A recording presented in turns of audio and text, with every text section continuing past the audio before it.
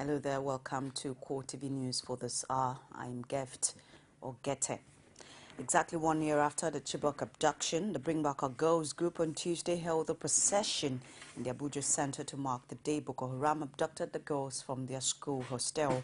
At the head of the Porters' March were 219 children, some of them as young as 3 years old, who represented each of the abducted girls. Basiaye reports that the demands of the young Nigerians were not different from the group's one-year-long slogan, Bring Back Our Girls. It's 1 year since the Chibok girls were abducted, and these young ambassadors are asking if they will ever be found. There are 219 in all, and they're representing each of the missing girls 1 year after the abduction. Chanting songs of solidarity, they are on the streets of Abuja to drive home the demand of the Bring Back Our Girls group. What are we asking for? The truth, nothing but the truth. Never to be forgotten. To mark 1 year of the Chibok abduction, they take their peaceful march from the Unity Fountain to the Federal Secretariat, a distance of about 4 kilometers.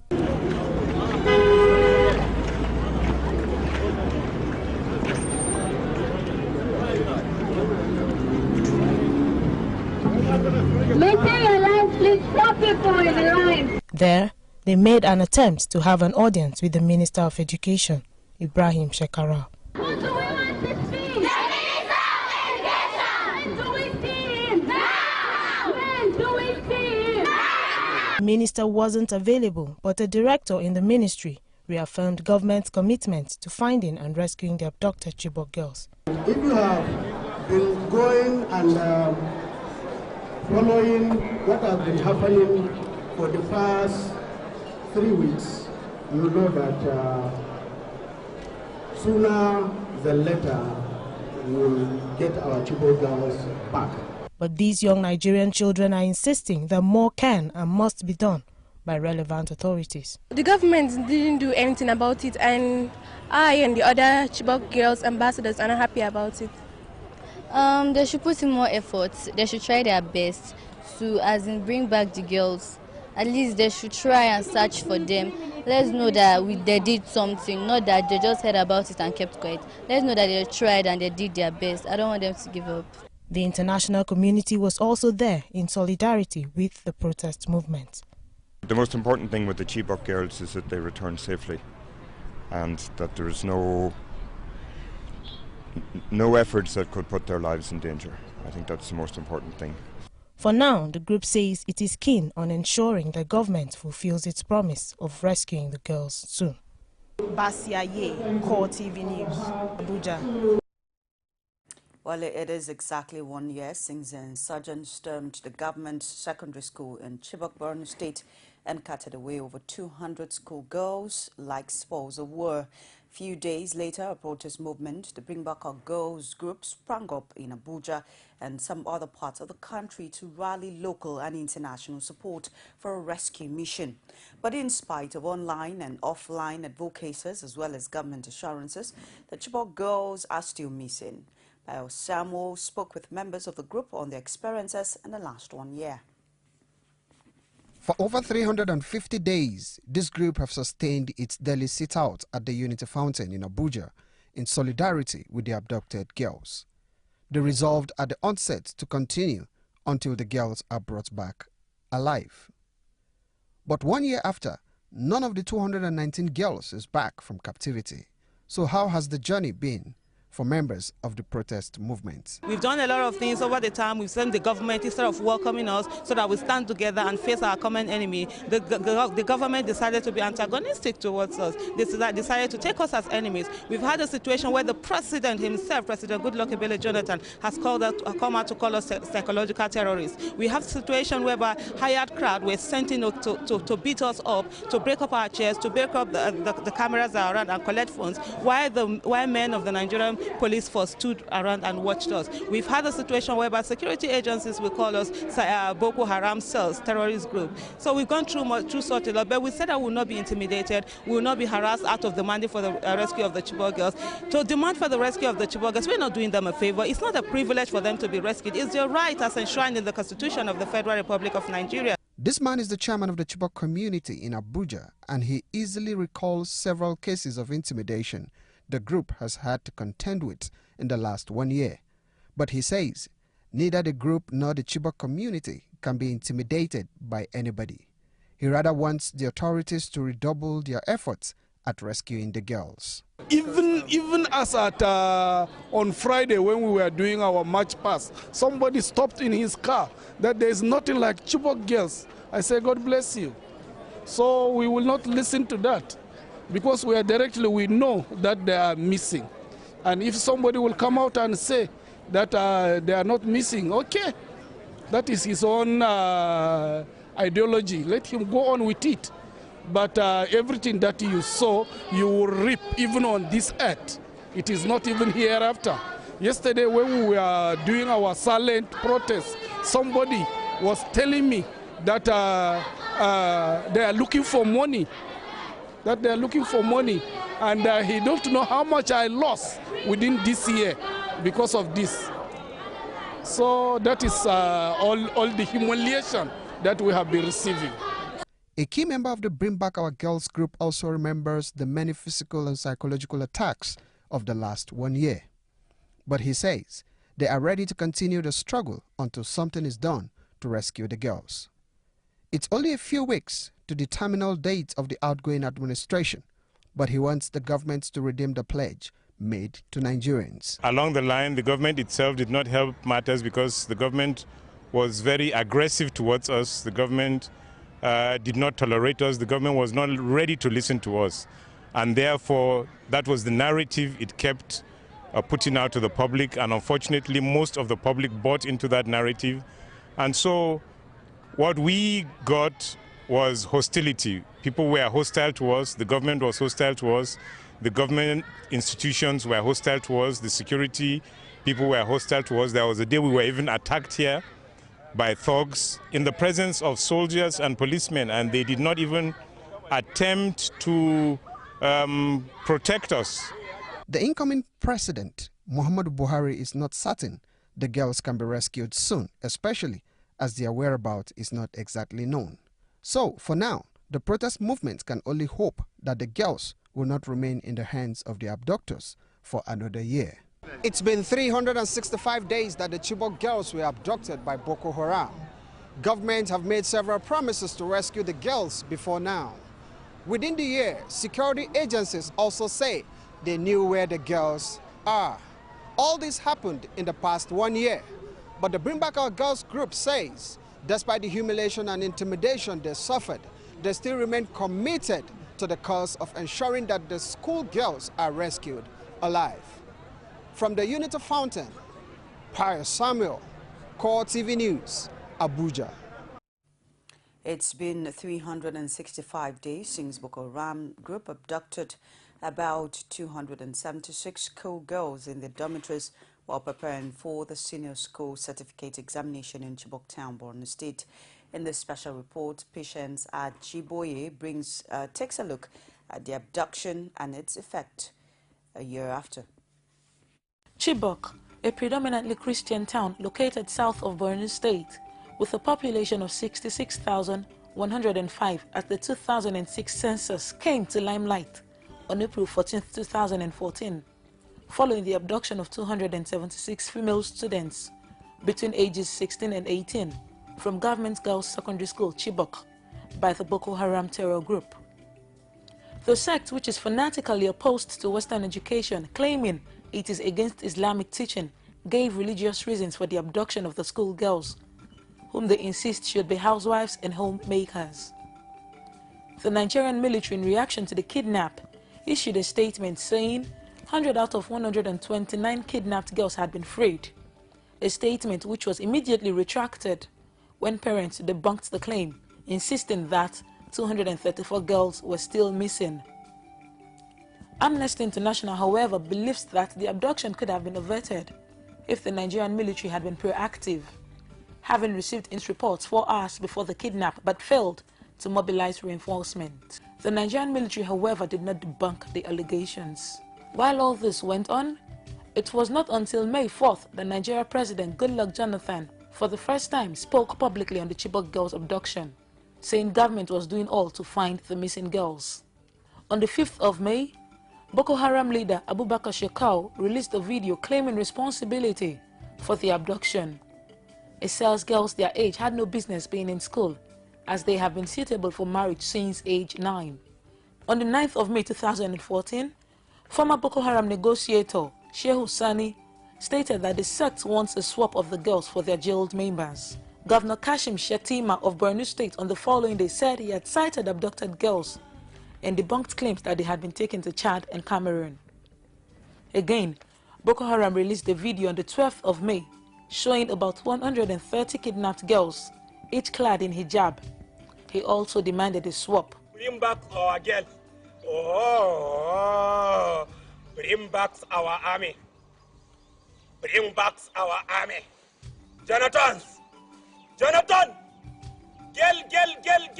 Christian, bring back our army. President Goodluck Jonathan had, however, consulted with some foreign ministers and had reached a no-deal with terrorist consensus. On the 26th of May, Chief of Defense Staff Alex Bade gave Nigerians some hope when he said the girls had been located, although he ruled out forceful rescue. The rest, as they say, is history. On the 26th of June, it was alleged that a certain Levick public relations firm in Washington, D.C. had been awarded a contract worth $1.2 million by Nigeria's federal government to do a narrative surrounding the kidnap. Again, on October 12, it was reported that 4 of the kidnapped girls escaped and made a freedom walk for 3 days to Nigeria. The girls say they were held in a camp in Cameroon and raped every day. Protests have been held in many states across Nigeria and in major western states of Los Angeles and London. The Bring Back Our Girl hashtag also trended globally on Twitter. It started on May 1st and by 11th already attracted 2.3 million tweets. There have also been prayers and rallies, one of such led by former Education Minister Obi Ezenkwesili of the Bring Back Our Girls group. Alas, it is April 14 again. Senior school certificate examination is once again ongoing and Chibok has still not had the girls back. Although, this time, they are no more just Chibok girls, they are now the world's. Patience Ajiboye, CoreTV News, Lagos. It's CoreTV News. On the hour, we'll take a break. Please stay with us. Every day, every hour, and every minute, news break in Nigeria. Things happen so fast, it's most times difficult to track and comprehend them. But that's what we do right here on Digi360. 2015, would you want to come back again? It's like asking Jesus Christ if he knew he was going to die, will you want to come back as the savior of the world again? We do not just help you track the stories, we break them down, explore all the angles, analyze the issues so that you can fully comprehend the stories and use them to make the right decisions.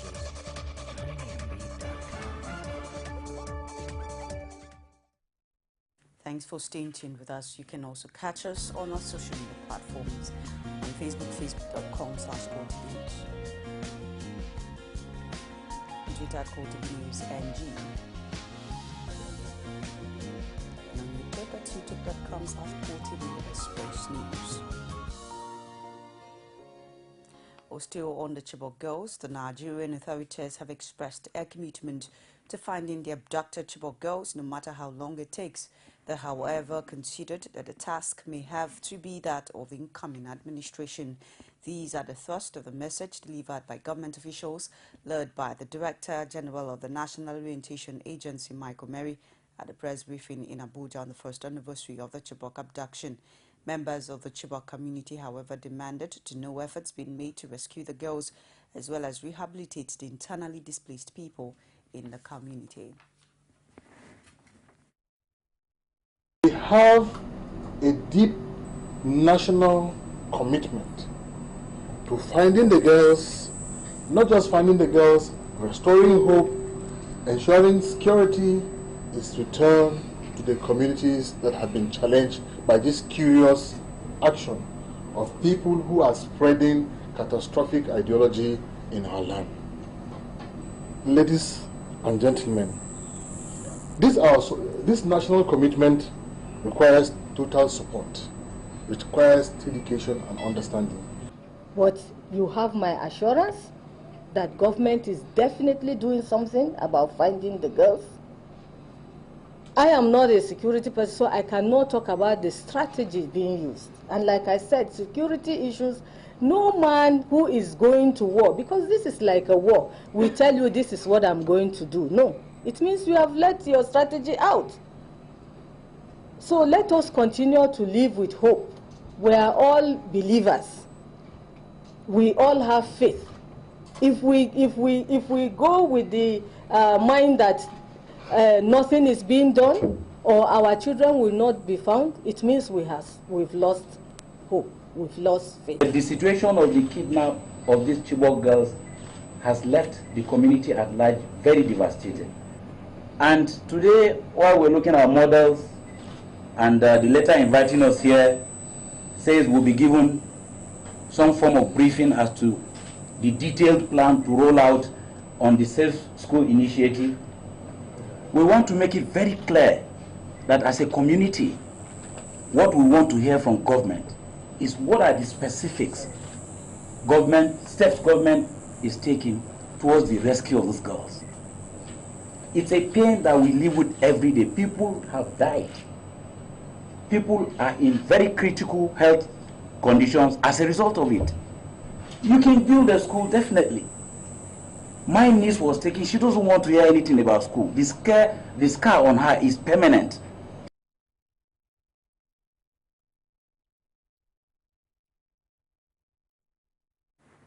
The Supreme Court has affirmed that Ekiti State Governor Ayo Fayose was duly elected on June 21, 2014. The court turned down an appeal filed by the All Progressives Congress against the electoral victory of Fayose.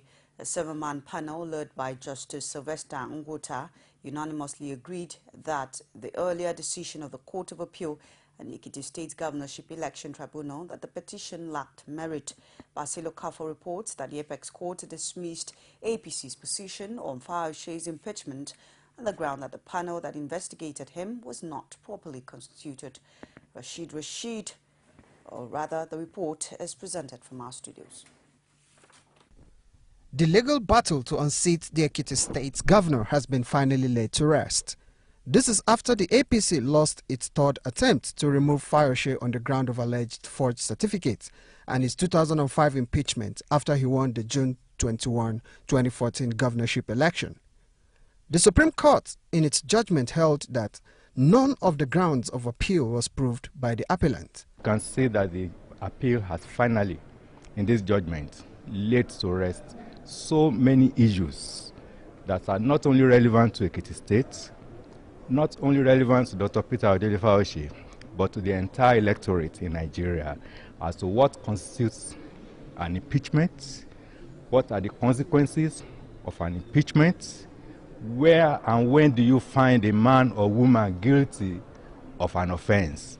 And not only that, we know that in our political space, there has been a lot of mudslinging, people making all sorts of unfounded allegations against their opponents. In this judgment, the court has again reaffirmed the hallowed constitutional rule that you do not convict a man unless you have found him guilty after a fair hearing has been offered him. This is the final court of the country, and they have spoken. The judgment is the law now. And we're happy, even though we lost, because this law must develop. We all know now that impeachment is no longer, you cannot even use it as a factor to disqualify somebody. But of course, they made their point that all our institutions, they must be up and doing. If somebody was impeached, you have to go back.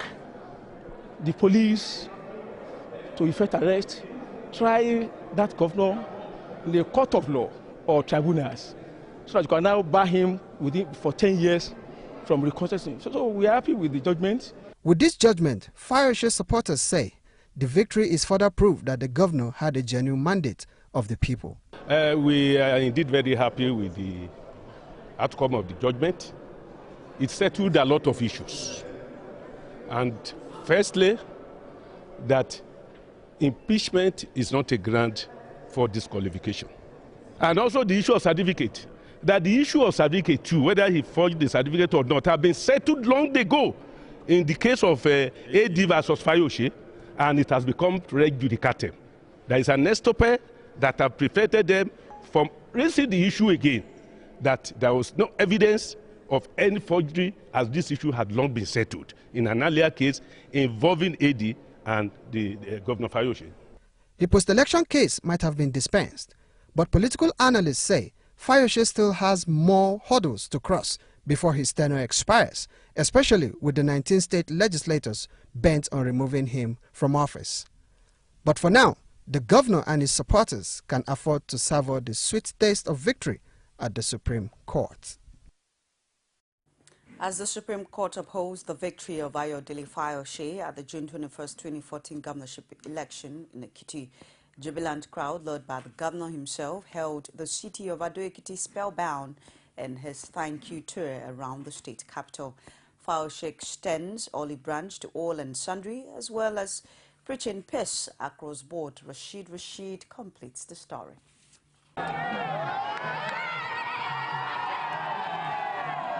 As the news of the Supreme Court victory of Ayodele Fayoshe filters into town, the expectant party went around the major streets of Ado-Ekiti in their numbers to celebrate the governor's victory. The crowd, led by the governor himself, expressed gratitude to the people of the state. Not oblivious of the task ahead and the impeachment crisis engulfing the state, Ayo Fayoshe extends the olive branch to all and sundry, especially the opposition party. Ekiti is above all. If truly our democracy is about service, our struggle is about service, it's time for the opposition to sheath their sword. Let us have Ekiti state, Ekiti, that we will have peace. Enough of these bickerings, enough of this division. This is not the only state in Nigeria. I am not the only politician. Even if I've wronged anyone, it is time to forgive me. It is time to give me peace because of Ekiti. I didn't vote for myself. They voted for me. And I'm extending love to them. They should come. This is their state. Rather than fighting me is like fighting the common man. I want everybody, all players, all stakeholders, let us be honorable. Let us allow peace in the state. I have nothing against anybody. I've forgiven everybody, and I want everybody on board. Let's work together in the interest of our state. To all the PDP stalwarts, the Supreme Court judgment is an affirmation of Fayoshe's acceptance and a final blow to the opposition. Before, the threat was heavy. They were threatening us. When they won, we didn't have peace. They threatened impeachment. They did everything, but for God, we now have victory at last. The victory is concluded. We have gotten the victory. And the first instance, they were in the lower court, we got it. They were in the appeal court, we got it. We are now in the appeal court. And the Supreme Court has also confirmed that PDP has the victory. So what more? The Ekiti All Progressives Congress, speaking through its publicity secretary Taiwo Olatubosun in a phone chat, though accepts the Supreme Court judgment, but questions the moral standing of Governor Fayoshe. The battle over the election may be over, but no doubt the state PDP and APC are still in the trenches. Rashid, CoreTV News, Ado-Ekiti. Reports say some 400 migrants are feared drowned after their boat capsized off Libya. The Italian Coast Guard has rescued 144 people on Monday and immediately launched an air and sea search operation in hopes of rescuing others. Most of the survivors were young men, probably minors. The European Union says more than 7,000 migrants have been plunked from the Mediterranean since Friday. Survivors say the latest tragedy happened after the boat carrying about 550 migrants in total flipped a day after leaving the Libyan coast. 9 bodies have already been recovered, but no more survivors have been found since the search was launched. Meanwhile, the EU's Frontex border agency said the people smugglers had fired shots into the air to warn away a Coast Guard vessel attempting to rescue the migrants. That's our news for this hour. Please join us again. I am Gift or Gete. Good afternoon.